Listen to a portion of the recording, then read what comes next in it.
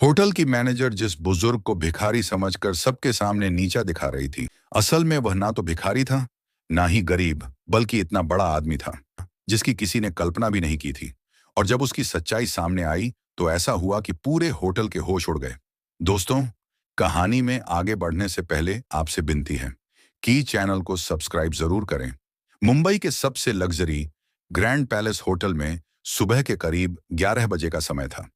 एक बुजुर्ग आदमी साधारण कपड़े पहने हुए होटल की ओर बढ़ रहे थे। नाम था राजेंद्र मेहता। उनके हाथ में एक पुराना सा झोला था और चेहरे पर शांत मुस्कान। जैसे ही वह गेट पर पहुंचे, गार्ड महेश ने सामने आकर रास्ता रोक लिया। बाबा, आप यहां कैसे आ गए? क्या काम है? राजेंद्र ने धीमी मुस्कान के साथ कहा। बेटा, मेरी यहां बुकिंग है, बस उसी के बारे में पूछना था। गार्ड ने अपने साथी से हंसते हुए कहा। अरे सुन, बाबा कह रहे हैं इनकी यहां बुकिंग है। वह बोला। बाबा, आपको शायद किसी ने गलत एड्रेस दे दिया। ये मुंबई का सबसे महंगा होटल है। यहाँ बड़े बड़े बिजनेस टाइकून आते हैं। आम आदमी अफोर्ड नहीं कर सकता। इतने में रिसेप्शन से तन्वी देसाई, होटल की सीनियर रिसेप्शनिस्ट, ने यह बात सुन ली। उसने राजेंद्र को ऊपर से नीचे तक देखा, फिर होंठों पर एक व्यंग्य भरी मुस्कान आई। वह मुस्कान स्वागत की नहीं, तिरस्कार की थी। बाबा, मुझे नहीं लगता कि आपकी कोई बुकिंग यहाँ है। ये बहुत महंगा होटल है। आप शायद गलत जगह आ गए हैं। राजेंद्र ने शांति से कहा। बेटी, एक बार चेक तो कर लो, शायद मेरी बुकिंग यहीं हो। तन्वी ने कंधे उचकाते हुए कहा। ठीक है बाबा, इसमें थोड़ा वक्त लगेगा। आप वेटिंग एरिया में बैठ जाइए। राजेंद्र धीरे धीरे लॉबी की तरफ बढ़े। गेस्ट्स उन्हें अजीब नजरों से घूर रहे थे। किसी ने कहा, लगता है मुफ्त का खाना खाने आया है। दूसरा बोला, इसकी तो औकात नहीं कि यहां का पानी भी खरीद सके। राजेंद्र सब सुनते रहे, लेकिन खामोश। वह कोने की कुर्सी पर बैठे, झोला नीचे रखा और छड़ी पर हाथ टिकाए। लॉबी में हंसी ठहाकों का माहौल था। एक बच्चे ने अपनी मां से पूछा, मम्मी, ये बाबा यहां क्यों बैठे हैं? मां ने जवाब दिया, बेटा, किस्मत जब साथ ना दे तो हर कोई सुनता है दूसरों की बातें। उसी वक्त तन्वी फिर से वहां आई। अपने साथी से बोली, पता नहीं मैनेजर क्या कहेंगी। ऐसे लोगों को यहां बैठाना होटल की इमेज खराब करता है। साथी ने हंसते हुए कहा, कोई बात नहीं, खुद ही चला जाएगा कुछ देर में। राजेंद्र शांत बैठे रहे। घंटा बीत गया, कोई नहीं आया। आखिर उन्होंने धीरे से कहा, बेटी, अगर तुम व्यस्त हो तो अपने मैनेजर को बुला दो, मुझे उनसे बात करनी है। तन्वी ने फोन उठाया और शालिनी वर्मा, होटल मैनेजर, को कॉल लगाया। सर, एक बुजुर्ग आपसे मिलना चाहते हैं। शालिनी ने दूर से झरोखे में देखा, फिर हंसते हुए बोली, क्या वो हमारे गेस्ट हैं या बस ऐसे ही आ गए हैं? मेरे पास टाइम नहीं है, बैठने दो। राजेंद्र ने फिर इंतजार किया। 1 घंटे बाद होटल का बेल बॉय रोहन पटेल उनके पास आया। बाबा, आप कब से बैठे हैं? किसी ने मदद नहीं की? राजेंद्र मुस्कुराए। मैं मैनेजर से मिलना चाहता हूं बेटा, शायद वो व्यस्त हैं। रोहन को बुरा लगा। वह तुरंत मैनेजर के केबिन में गया। मेम, वो बुजुर्ग आपसे मिलना चाहते हैं। शालिनी ने सख्त आवाज में कहा। रोहन, मैंने कहा है ना, फालतू लोगों से दूर रहो। वो कोई गेस्ट नहीं।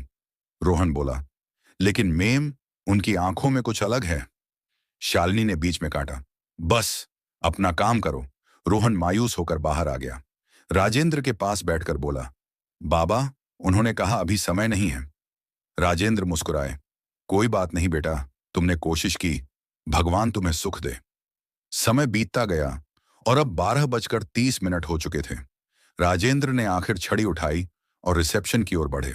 तन्वी बोली, बाबा, रुकिए, मैनेजर अभी बिजी हैं। राजेंद्र बोले, अब काफी इंतजार हो गया बेटी, मैं खुद मिल लूंगा। वह सीधा केबिन में पहुंचे। शालिनी कुर्सी पर अकड़ कर बैठी थी। हाँ बाबा, क्या काम है? राजेंद्र ने झोले से एक लिफाफा निकाला और कहा, ये मेरी बुकिंग और कुछ डिटेल्स हैं, देख लीजिए। शालिनी ने बिना खोले लिफाफा टेबल पर फेंक दिया। बाबा, ये होटल अमीरों का है, आपके बस का नहीं। राजेंद्र ने कहा, बेटी, बिना देखे कैसे तय कर लिया? सच्चाई अक्सर वैसी नहीं होती जैसी दिखती है। शालिनी हंसी। मुझे लोगों की औकात उनकी शक्ल से समझ आती है। आप तो बस टाइम पास करने आए हैं। लॉबी में बैठे लोग हंसने लगे। राजेंद्र ने गहरी सांस ली। ठीक है बेटी, लेकिन याद रखना, जो दूसरों को नीचा दिखाता है, एक दिन खुद नीचे गिरता है। और वह धीरे धीरे होटल से बाहर चले गए। सन्नाटा छा गया। रोहन ने वह लिफाफा उठाया, कंप्यूटर खोला और चेक किया। फाइल में लिखा था, राजेंद्र मेहता, 65% शेयर होल्डर और founding member of grand palace hotel. Rohan की आंखें चौड़ी हो गईं। वह दौड़ता हुआ शालिनी के पास पहुंचा। मैम, ये वही बुजुर्ग हैं, होटल के असली मालिक। शालिनी ने हंसते हुए कहा, क्या बकवास है ये। रोहन ने रिपोर्ट उसके सामने रखी। शालिनी ने झटके से कागज वापस फेंक दिए। मुझे किसी बाबा की दान दक्षिणा से फर्क नहीं पड़ता, ये होटल मेरी मैनेजमेंट से चलता है। रोहन चुप रहा। उसने बस मन ही मन कहा, कल का दिन सच्चाई दिखाएगा। अगली सुबह पूरा होटल हलचल में था। स्टाफ फुसफुसा रहा था, कल जो बाबा आए थे वही असली मालिक हैं। 10:30 पर होटल का मुख्य द्वार खुला। वही राजेंद्र मेहता अंदर आए, लेकिन इस बार उनके साथ एक अधिकारी था, हाथ में ब्रीफकेस। राजेंद्र ने सीधे कहा, मैनेजर को बुलाओ। आवाज में अब आदेश था। शालिनी बाहर आई, थोड़ा नर्वस, पर अहंकार बाकी था। जी बाबा, आज फिर आ गए? राजेंद्र बोले। शालिनी वर्मा, मैंने कहा था अपने कर्मों का फल मिलेगा, आज वही दिन है। अधिकारी ने ब्रीफकेस खोला, दस्तावेज टेबल पर रखे।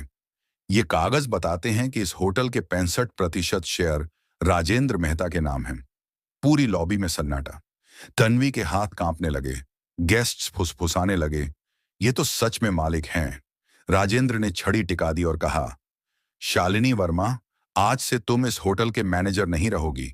तुम्हारी जगह अब रोहन पटेल ये जिम्मेदारी संभालेगा।